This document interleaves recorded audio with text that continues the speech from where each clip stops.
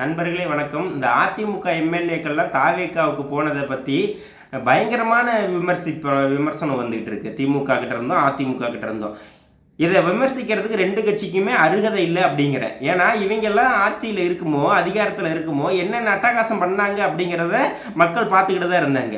இவங்க அதிகாரத்தில் இருக்குமோ, எந்தெந்த கட்சிகளை உடைச்சாங்க, எந்த அளவுக்கு அந்த கட்சியோட சட்டமன்ற உறுப்பினர்லாம் தூக்குனாங்க அப்படிங்கிறதெல்லாம் நம்ம கடந்த கால வரலாற்றில் அதிகமாகவே பார்த்துருந்துருக்கிறோம்.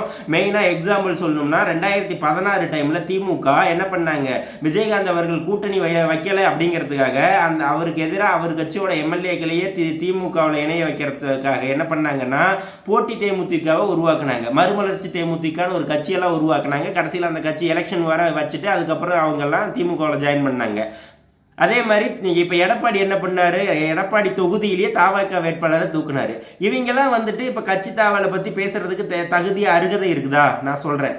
அவங்களுக்கு தேவை அப்படிங்கிறதுக்காக ஒரு கட்சி இப்போ என்னெல்லாம் பண்ணாங்க, வைகோவோட மதிமுகவை என்னெல்லாம் பண்ணாங்க அப்படிங்கிறதெல்லாம் நம்ம பார்க்கணும். கடந்த கால வரலாற்றை இப்போ திருப்பி பார்த்தோம் அப்படின்னா இவங்களோட ரெண்டு பேர்த்தோட செய்கையும் அவ்வளவு கேவலமாக இருக்கும். அப்படி இருக்கையில் இவங்க வந்துட்டு தாவேக்காவை விமர்சிக்கிறதுக்கு உண்டான அருகதையே இல்லைன்னு சொல்கிறேன்.